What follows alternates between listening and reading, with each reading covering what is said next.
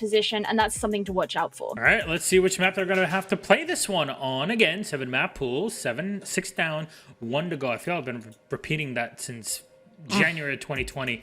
Here we are. Clubhouse is the decider. Virtus.Pro take away Oregon for this map. Right decision. I see you both looking at notes, looking at the details. Very quickly, our game is ready. How do you see this going, James? Well, please. Sorry. Look, this was a good map for Rogue in Stage 1. They won it twice in Stage 1. They also beat Virtus.Pro in the EU Major on this map, but since then it has been shocking. They lost it to BDS twice and Vitality as well just last week, 7-1. It really comes down to the new Rogue bringing in Hosty for Kazeka. That's really what this comes down to. It's not just about the map, it's about that roster change for me. Yep.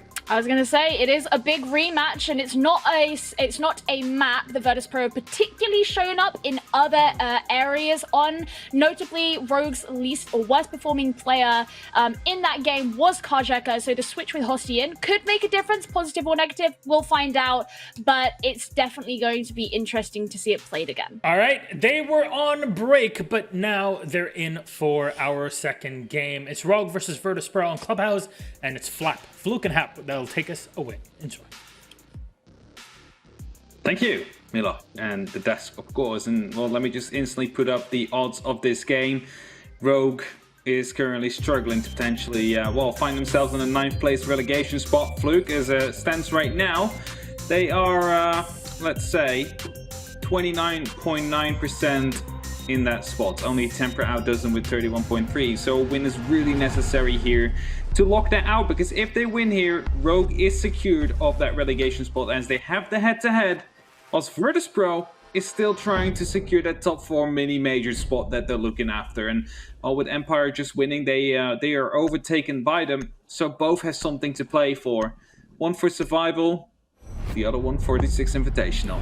Struggling is a word for Rogue's current form. I guess catastrophic might be another word for how it's gone, and as it was put on the desk, obviously it had to be quite a quick one due to keeping the pace of the broadcast. Unfortunately, I'm sure both of them had a few more things to say, and probably most pointed towards, is this really the salve that is required? We all know the caliber of player Kazeka can be, but we all also know that he hasn't been performing recently. The whole roster hasn't really been performing recently, but the whole roster has only really existed for one game.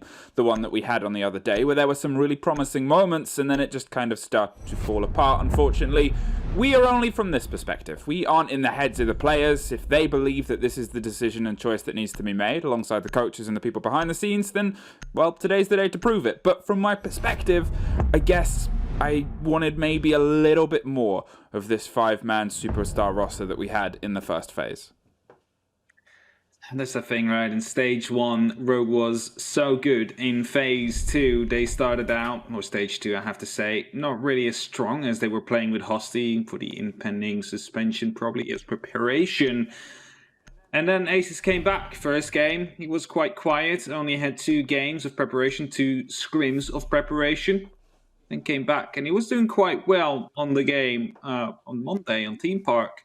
Unfortunately, they weren't able to win it. I am just really worried about the fact that now another roster change has happened. A lot of the roles got swapped around from Monday over to the Wednesday. So they had 1 day to prepare for this, Fluke, and I'm not sure if that is going to be able to show straight away in such an important matchup as this, because if Rogue loses this, they might be facing a relegation match against the number 2 of Challenger League. It's so weird to say, right? It is weird to say, especially considering they were first place in Stage 1. Yeah. And then you look at who was, well, could have been last place if it wasn't for the final game day, Secret, and how they are now. Secret made the biggest improvement of all, whilst Rogue is the one with the biggest dip. Could say maybe they traded their momentum. Traded some secrets, and Well, I'm sure at this point Rogue are trying to break this monkey's paw curse that has befallen their 5-man roster. Will the first finger crawl over, and will they be able to pull a point today? Something that, as he said, they desperately need. They obviously have aces now on the board, and Hosty, the pickup there. For those who are unfamiliar with him, sure, we got a little bit of a taste on the big screen and big stage, but he has huge gunning potential. He can be so aggressive when he needs to be, and has such an ability at just kind of careening through a team from unexpected places. One of those potentially untapped, unbelievable talents that was seen on one of the national leagues in UKIN, and then, oh, well, let's put him on the big leagues. Didn't have the biggest showing in some of his games, but obviously enough of a belief for them to keep trying and keep pressing here. Talking of, the pressure's starting to instantly come against Jacuzzi. They want to try and grab anyone that's on the top floor. It's a very tall hold that's coming out from the hands of Rogue here, but they have a lot of gun skill to back it up, as we can see 3 players currently drifting around this top floor with the potential to rotate down. There's always 2 options you have in situations like this when there's such a heavy roam presence, because there's 3 people upstairs. Either you cut directly to the side and you just don't have any of their setups and you just completely ignore it, or you start hunting them down. And if you go for the hunt, you need to be quick, as Corey gets tagged up just a little bit and eventually take it down. But the crossfires, Rask steps in from Logistics office. And that is the first one gone, the first one of the 3.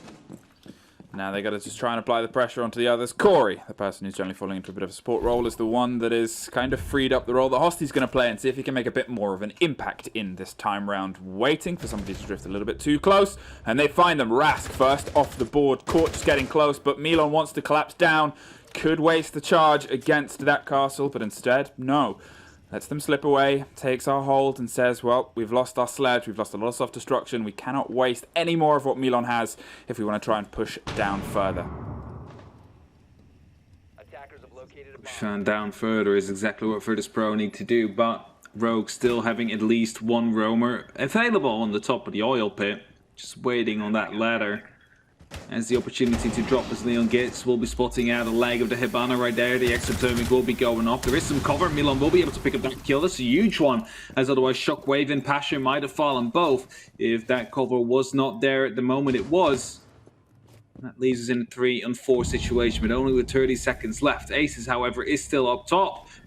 And as I say that, it is yet another member that falls on the actual side. Rips now needs to go for a bit of a flank if he wants to stop this diffuser from going down, but we both know that's not going to be happening. 45 seconds will be on the clock, and 2 members of Rogue will have to try and bring this back, and this is a very poor start for them.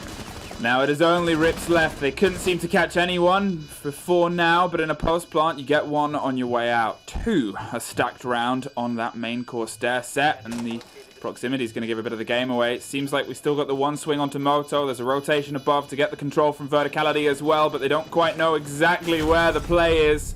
Unfortunately, he's right there. Came back down the main stairs. 3 positions, 3 angles, only really 1 way it was going to end. A great opener there from Virtus.Pro, and they very quickly disassembled that top floor. We saw them obviously take the first body. They lost the second, sure, but they had already decided to start pushing against Moto and Bar at that point.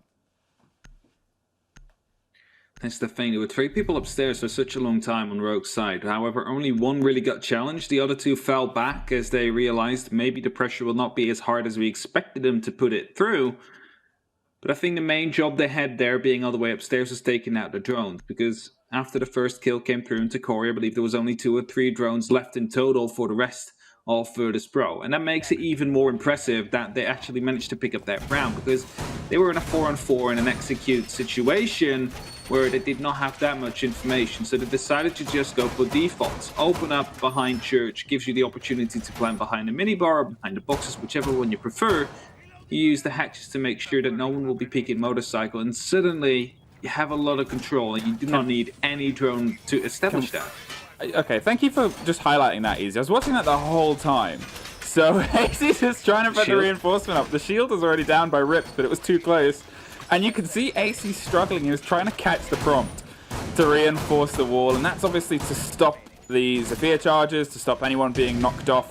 If they're trying to bandit trick and play this aggressively, it isn't not a catch-all, but can be a bit of a be-all and end-all of just stopping the animation being broken. And, you know, bandit tricking this, there's 1,000,001 ways to try and break through it. This is a way to have a little bit of a counter, but Obviously, you've seen the soft destruction capabilities from beneath. They have frag grenades too, though they were the first off the board. So if they decide to get aggro under, you've got to still keep that held. Talking of Leon, adrift and astray as he's trying to just put some information game so he can hold up in logistics if any push comes on to this kitchen side. And, well, as you can see as well, he gets the site all the way up through to the hatch. It's a bit of a reverse play for a team that we know is quite feasible and aggressive with space. If they want to manipulate play, if they want to play the vertical or reverse vertical, hey, there's some good rooms and good points to do it in.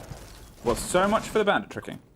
I was going to say, quickly dispatched it with a double impact probably coming down from Milan from below, taking care of the actual shield and thus forcing the bandit out of that position. See a little bit of an explosive there. Could have been a grenade as well from Rask. Not sure which of the two it was. Oh no, it wasn't Milan because there is still 2 impacts available, so it must have been Rask. Yeah. Using one of the grenades indeed. Both have been used, and that basically, well, allows them to open up really quickly.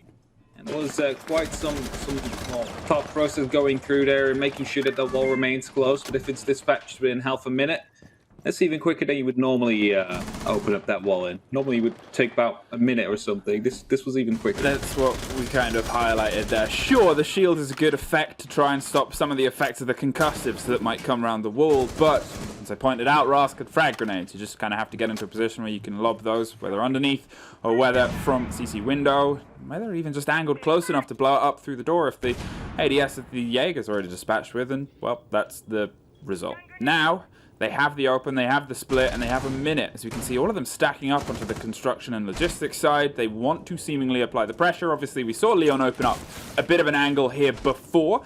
Has the potential to rotate back round via the bar and get in underneath here and cause some problems. Probably C4 still in a couple of pockets here. I haven't heard any pop off as of yet, so this is why you see Virtus.Pro giving a little bit of a burster towards that hatch and any possibility of someone looping in, looping up, and blowing them away. Now an impact, of course, will come in from Husty just to make sure that the second set of X-Caros will not be going off, and there's a second set of X-Caros available.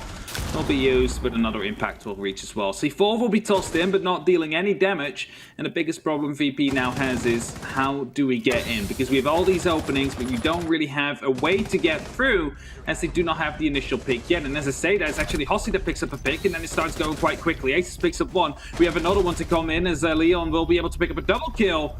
And Corey will finish it off quite quickly. Rogue are able to pick up round number 2. After, well, CCTV did not really work out for the attackers here. They managed to open up whatever they wanted quite quickly. There was just no garage control, which basically makes it impossible to plant CCTV. And well, if there's a maestro with the name of Husty playing behind that bomb chassis, you also do not really want to be challenging him. Yeah, everything was really put well from the start there in terms of getting control and getting things open from Virtus.Pro. But in a way, from my perspective, it was 2 half pushes. They obviously, as you said, took control of the CCTV walkout. They had that main wall blown open and they had the angles, but they didn't have garage. They didn't have that one body on top, which means you can't really play it as aggressively as you might need to if you want to lock down on logistics. At the same time, they started their logistics push. They got most of the wall open, but they didn't really do too much in terms of clearing the door. And obviously we saw a C4, as I said, flew and sailed from underneath, didn't catch anybody, but it showed the potential aggression that was still up on the board. Virtus.Pro were happy to try and push into the firefights, but well, it wasn't quite as successful as it was when they went below, and they had already taken a body or 2 off the board. They had a bit of a groundswell. They'd pulled some guns and something out of the crossfire and angles. As we know, Rogue are exceptional gunners. They were just still alive and free to move and gun. Extension coming through. CCTV cache, the bomb site they just won, is now being used to reinforce their gym bedroom hold. I think you can say it like that. Yeah. Because it will basically make sure that the construction control will not be gained as effectively or as quickly as, well, let's say Virtus.Pro might want, because they first have to deal with CCTV cache. Otherwise, they literally find themselves in a sandwich between 2 sites. And that forces utility to be used. That means exothermics, that means EMPs, that means potentially even impacts or grenades. And as the EMP comes in, the wall will be opened up quickly. The question is, will Corey be responding? Will he be going aggressive? Or is he going to be falling back into cache, the secondary side, which they would have to use a secondary exothermic on? VP are looking to apply the aggression very quickly again. They're wasting no time in getting the walls open. It's just the moments after where they seem to get a little bit caught up in a couple of different jobs. And that's when Rogue can strike. Aces gets the first against Pasha, potentially just swinging out at the gym window. But either way, Rask is in, and he's firing on all cylinders towards the corner rotation. Doesn't quite catch the back of a man, but there is still one in the room. Holding deep, holding firm. Only takes one well-played grenade to get rid of Corey right now, and they have the option to rotate towards that hole, and Corey is just going to keep an eye on it. There's two guns currently pointed towards the same location in rotation. They're waiting for a player of Virtus.Pro to come through, but look at this. More utility, more burn. Corey is in a very tight spot, so he does one decision, which is to swing into it. Puts a lot of body into Milon, but he survives. Another kind of 30 seconds wasted. And I think that's the thing about these trades is Virtus.Pro, they're not slowing down. They're continually moving aggressively with the economy and utility game. Trying to put the pressure indeed. The one issue they have now, however, is the fact that there is no more hard breach available, and Jacuzzi has not been opened up yet. That means the only point of ingress they have, I believe, will be coming out from the construction side of things, and you just saw a bullet hole being created right there. So there's definitely pressure. There's definitely people ready to start engaging on this. And that means they need to be expanding their view here on the like of Virtus.Pro. Maybe push up main stairs, get some logistics control, because you're not going to be able to make it from just jumping in these windows, especially now when Aces is playing around it as it picks up the kill, the shockwave to start things off. That's a double kill for him, and he wants to push for more. Rask, however, finds a response onto Leon Geds, and Ace is still playing on the weights right here, holding off onto that window. Some pre-fires coming in. They need to deal with him quickly. How do you deal with him, though? That is the question. As Hosty goes down, Aces might be the man that has to do it all. No, he gets caught out, and now it's just Rips left in the corridor, but cut off from the world. Virtus.Pro, that increase in pressure that seems very consistent, is catching guns of Rogue a little bit by surprise here. We're seeing them almost go, this is problem. Okay, we have fixed the problem. Now, this is the new problem. Okay, now we have fixed this problem as well. Everything is quick. And that seems like Rogue just haven't hit that pace. And I guess it's something about Virtus.Pro. If you look at their team and you look at their roster, sometimes when they get into a little bit of a loss, it turns into a little bit of a slump, unfortunately. They've just kind of been at the back of one of those. And, well, if you also look at Virtus.Pro when they're off the slump, they are so quick, so aggressive, and so fast to the punch that sometimes the teams that struggle against them just don't really have a response for when 3 or 4 of their players just keep popping off. This could be in one of those situations, and I guess it's Rogue to try and match the pace and step of what's being put forward and against them right now. We've seen them do it once. It's just being able to replicate it across a couple of different sites. I think I figured out the secret, Flip. What's the secret? Are you allowed to say it? Virtus.Pro's flex state was, you know, they didn't have any left for the last couple of matches, and they managed to order some new roles right now. Okay. That's exactly what they're using now. They find a mistake, they fix it. You know, just put a bit of flex tape on it, and suddenly you're going to be able to flex your way around whatever is being brought, and just pick up these wins, pick up these insane kills that are going to be helping you winning this matchup. And well, with that, as it saddens me to say, potentially put Rogue into the grave, quite literally. Well, that's the quick break. If something is supposed to move and it doesn't, you use duct tape. If something is moving, if something isn't supposed to move, is supposed to move and it isn't, use WD-40. I got that backwards. I got that wrong. Whatever. Either way, talking about getting things in a particular way, Rogue, they've gone with the tool hold again. They've set themselves up with this very, very stretched vertical play. Hosty and Corey are playing on the top floor. I assume Aces isn't too far away as well, because I didn't see him on any of the others. Potentially going for the full 3-person up high, but it's Leon in the middle. The core of this hold has been cut in half by Milon. That is around the bar, that death is, and that isolates the two bodies. There they are, the pool table, cut and dry, and again, look at the pace of Virtus.Pro. They are wasting no time in cutting through the middle, and that leaves Corey and Hosty isolated and cut off. Those hatches that were supposed to be secured by the player in the middle are now dangerous death drops. And they got to make sure that they make those land. Oh, definitely didn't see that there was a drone right there. Corey's position was exactly well known and covered. And some shots were coming in as well. And look at the drone. There's one there in construction as well. So they know exactly whether or not a player will be in there. As Milan will be using that drone to try and find out where Corey has gone. And sight is the answer right here, as Hosty is the last remaining roamer of the 3 that Rogue put up. Aces will join back, however, as he is pushing on from the launch, but he has to be careful because the drone game of Virtus.Pro is on point. They're absolutely putting down some really good and quick pressure as they manage to almost take down Corey early on as well. The spot comes through right now. They know he will be falling back into the garage, and that means an oil pit drop is not very unlikely. All these pre-fires coming through. It is Rips to pick up Rask, however. A little bit of a reply to come through as they managed to bring it back to an equal standings, but a minute left. Still a member very low on Rogue. Well, that's the way it breaks down. You got to look at who got the kill. It's Rips. It's one of the, well, originally the only anchor player until Mozzie went all the way back, but Mozzie went back with a sliver of health, so it shows that Virtus.Pro are still applying pressure. They knew that there were bodies up, about, and around, and they're not wasting any time hunting for them. They want to get Church open, they want to get controller pipes, and they want to get themselves putting the diffuser down yet again, but the spray comes out round the sides. Sometimes this rough and ready approach leads to moments of slight lack of success. There is Shockwave to apply some reverse, and there's a very quick trade that comes out down in blue. Now it's a swing of Rips caught by the flash at the worst possible second, and Shockwave catches them too. 15 seconds, and they're trying to stick the plant down. ACs knows the game, knows the long cover, and tries to hit them down with an impact, but we're in a post-plant situation. They know exactly where he is, and they're pre-firing the angle, but he's good enough to hit him back down long. Now, 2 bodies, one in moto and one rotating around to hold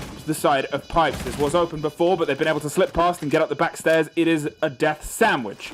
ACs has to find his way through the middle of, and with only 30 seconds, he's got to try and bite one of those ends of bread before he can try and get the delicious center, which is that diffuser ticking away. Both of them above, both of them in a situation to try and catch him.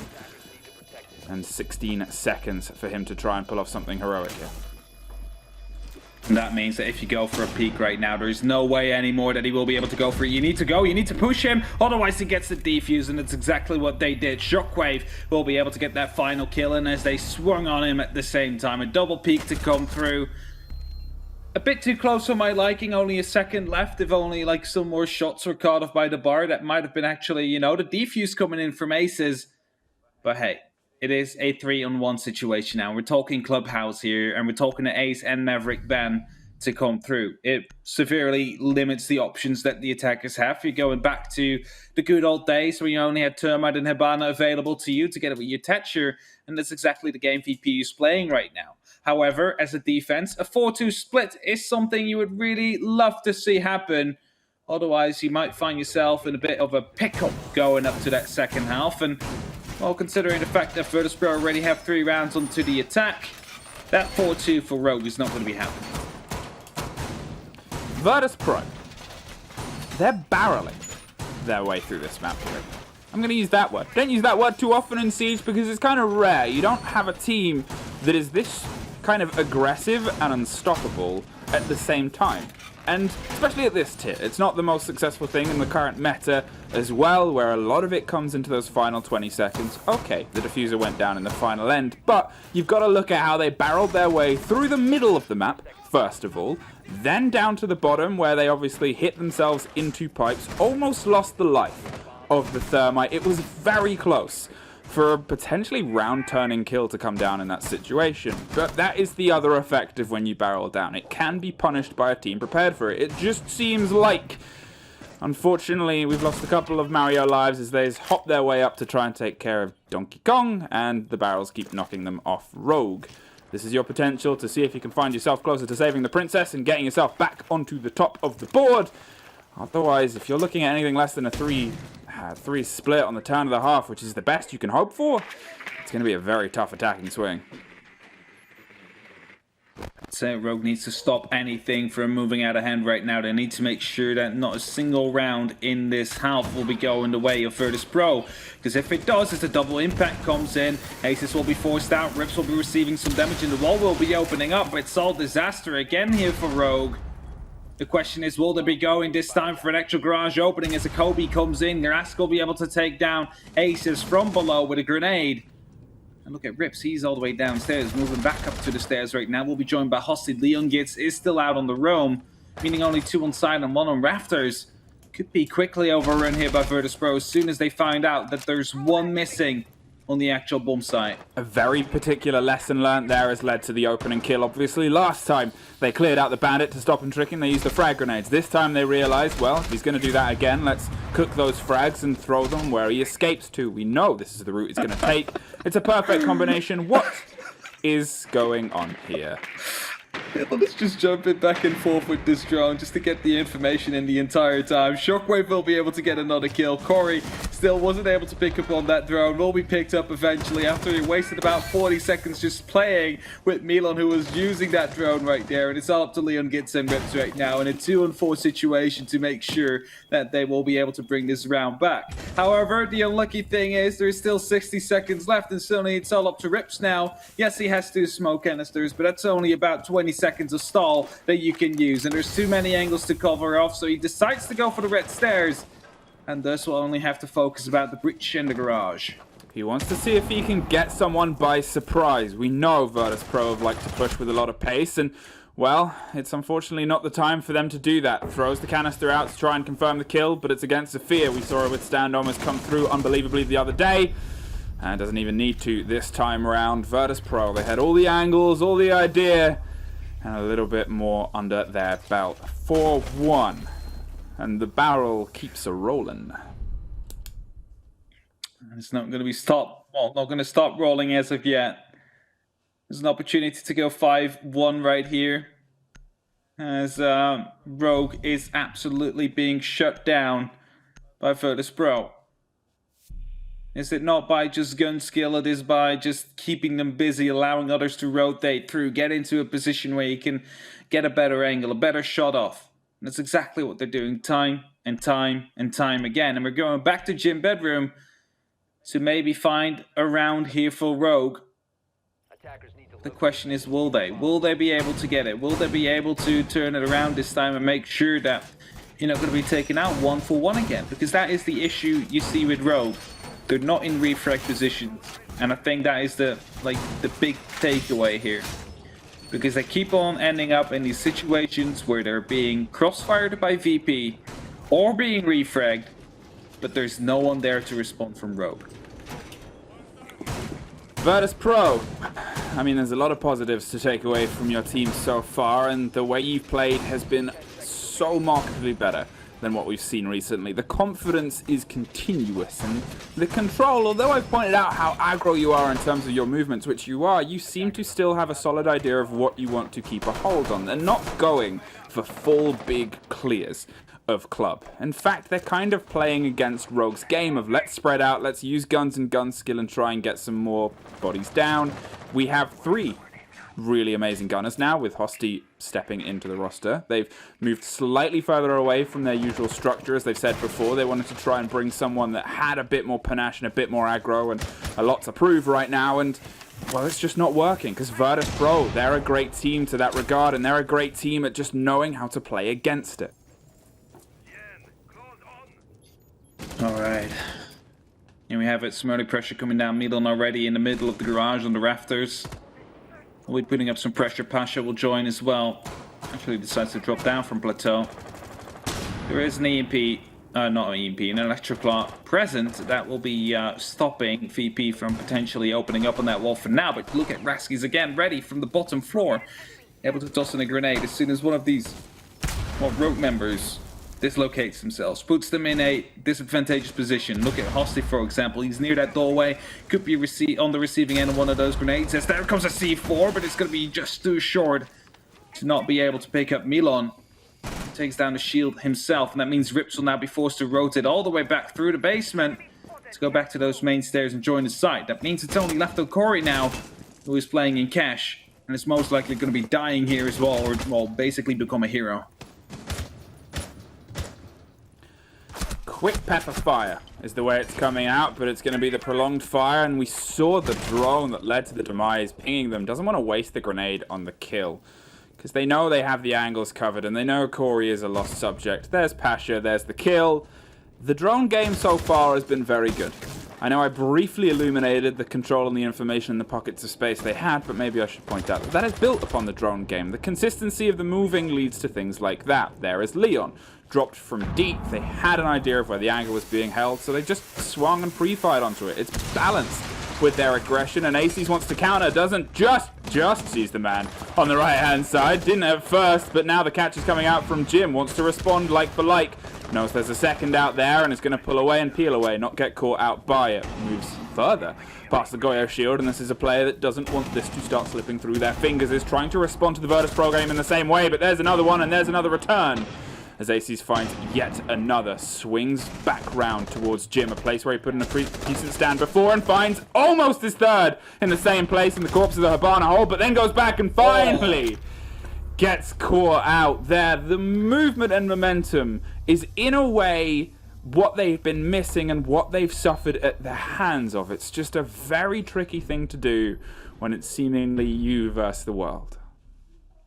That's it. It's just Aces really allowed to be moving so fluently, so freely throughout the sides, able to pick up these kills time and time again.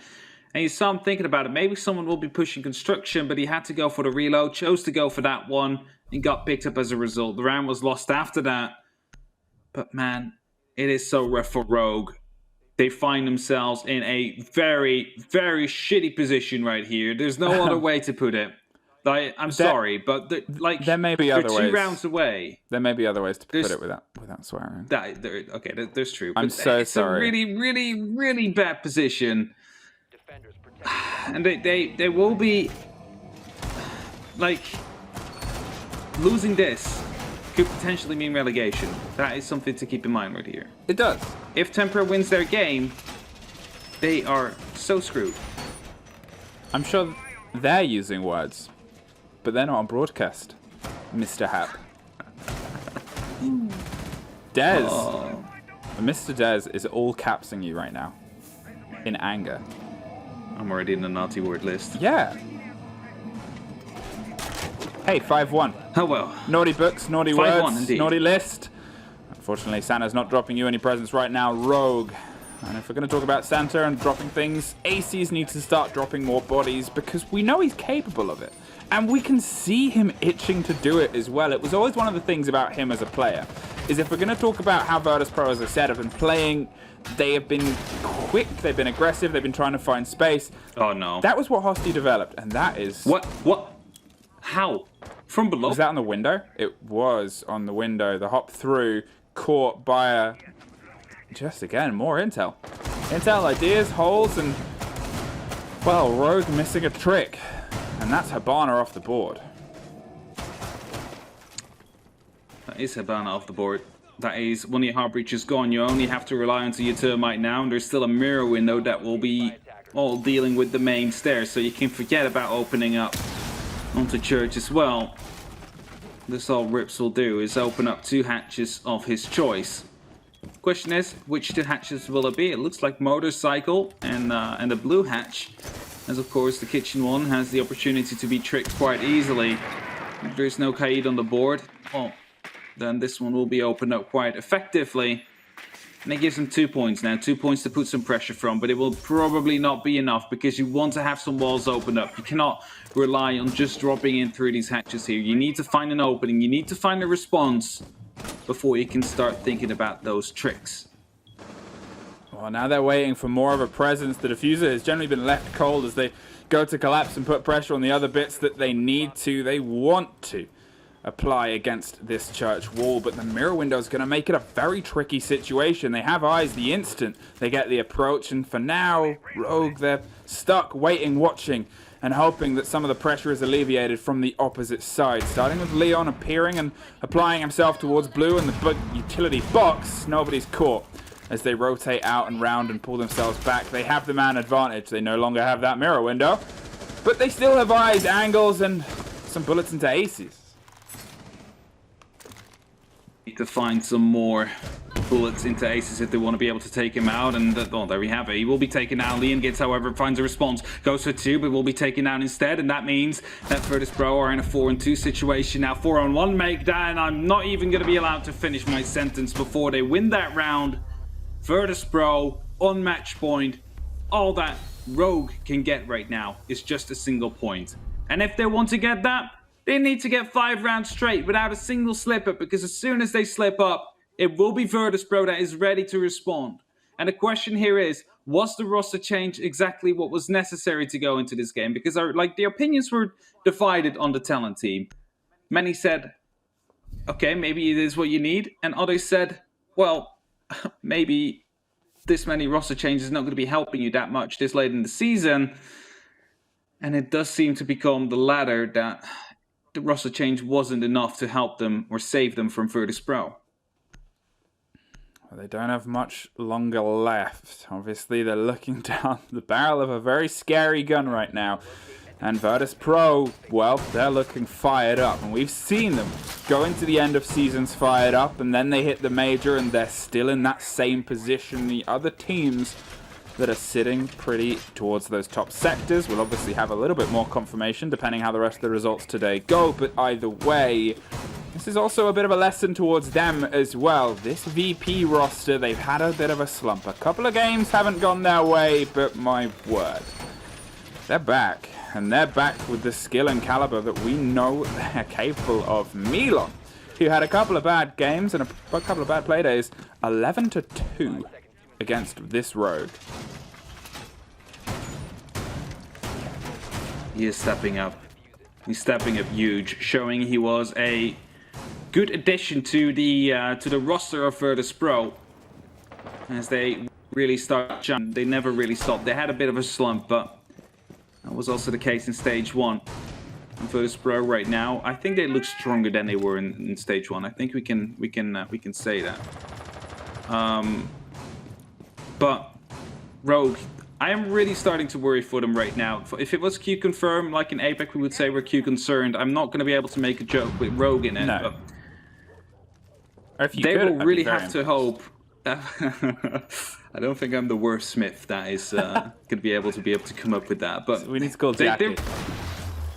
Oh, maybe he's going to be able to make something up with that. But I don't know. Like, they really have to hope Secret is going to be able to win from Temper here, because otherwise it just doesn't look bright here for Rogue, who are able to pick up the first kill into Rask.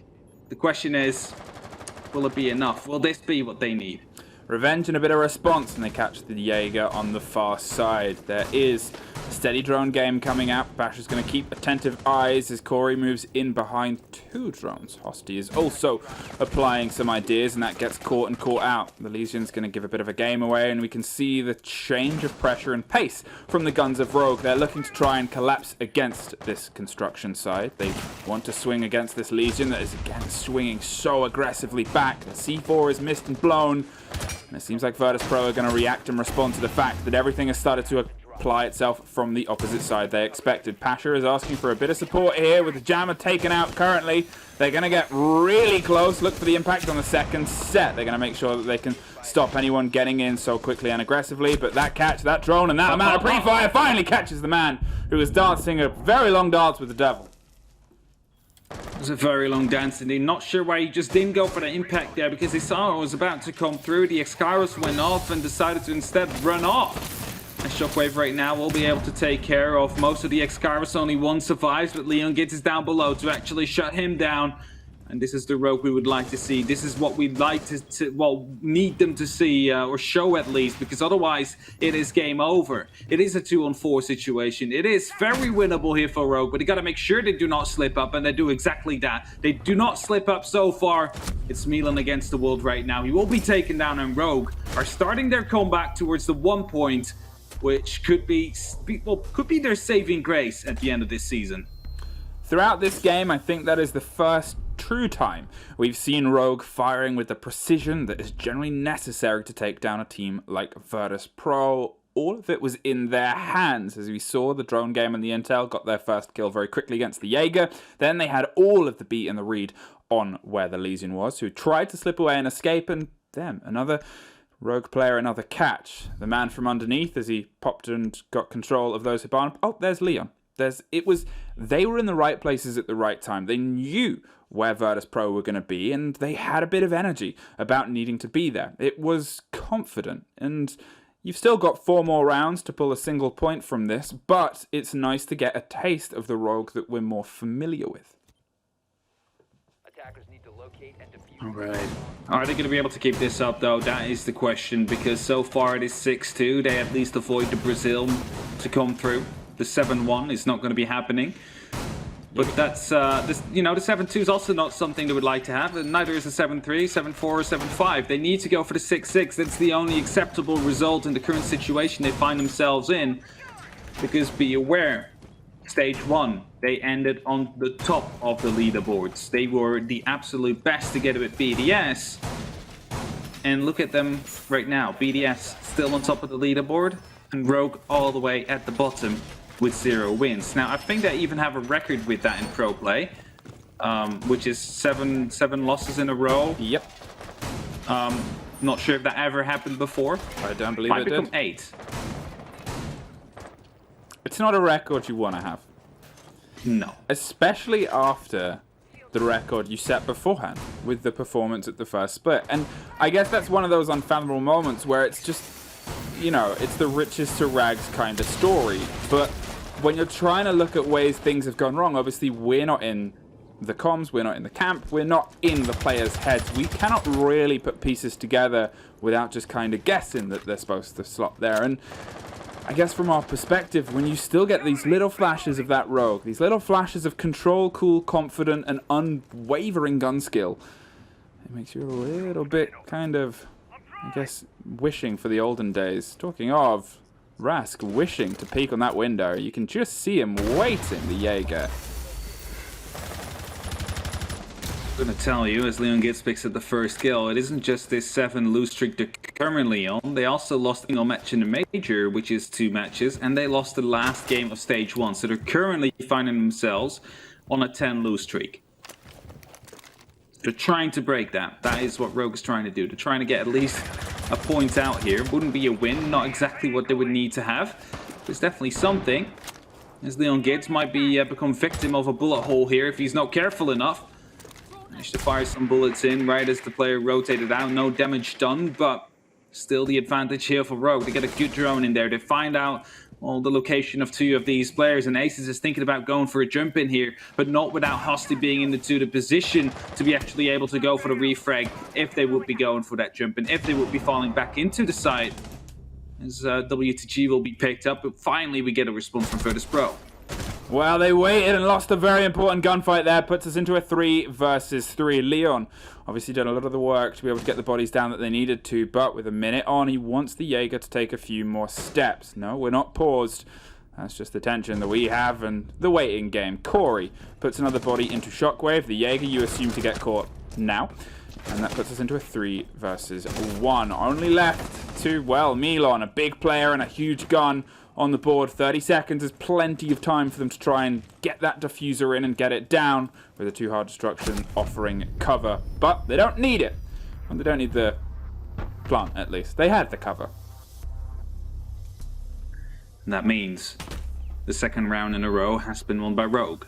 Their comeback, could it happen? Could this be the round they need to complete the swing? Because right now we're allowed to be going back to Church Arsenal. And that is probably the sight we will see coming out from Virtus.Pro again. And indeed, it is the case. Remember the last time they managed to get the opening kill onto the Hibana from below, from the Arsenal with the Maestro. Shut down Corey, shut down one of the Heart Breachers. That basically hindered Rogue quite a bit and made sure VP would be onto that match point. You cannot rely on that to happen again, because this time they will be ready for it. You will have to find a different way to get that opening, to get that entrance. Because VP, they're looking to close this out, because they can do some really good business right here for their six major spot, which of course will help in qualifying for the 6th Invitational that will be in February. Well, they've done some pretty good work over these past couple of rounds and been able to catch Virtus.Pro adrift and ajar, and I guess that's one of the punishments that can fall a team that's quick and aggressive, is if you have something metered and something balanced, and someone like Leon who's got a bit heated and is able to start hitting his ones with that level of precision, how do you respond? This opened in the worst possible way. The hard destruct dropped from underneath before they could even begin to use maybe the most precious utility you can have on this map. And, well, let's see, I guess, if the true example is, have they learnt a little bit of a lesson when your diffuser carrying Hibana goes first? Well, you really hope they don't repeat that mistake. It's a different angle that is being watched for now. The door this time is the choice of Milan to be aggressive through.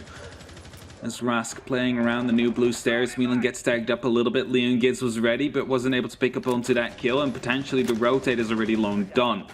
Milan should no longer be challenging. However, of course, will still be near to go for potential impact tricks to try and take out as many of these X-Carrosses as you potentially can. That's something to keep in mind. There's 4 impacts actually available potentially, at least on Pasha. Where am I tripping? Might be tripping. No, there's 4. Yeah, we have 4. All right, I'm not tripping. You okay, man? I'm okay. Okay. Don't worry. That's good. 2 minutes. This is, for the first time, the longest we've had somebody, I believe, standing at this point. Usually someone has at least found a bit of a counter fire, and here they're trying to do some work on the collapse first. Corey's not risking the window. No, sir, not today. Instead, going to head for the hatches and try and get the control from this side. Milan is watching and waiting, but Shockwave is the first to suffer some damage.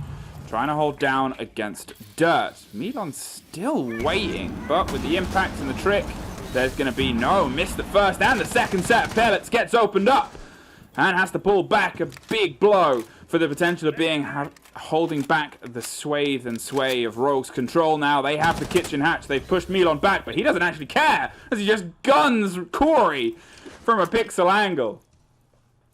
Same result as the last time around. You managed to pick him up. However, the big difference here is this time the hatch was opened up. Smoke canisters being tossed through, but a pre-fire comes through as Leon Gids was already long past the smoke canister.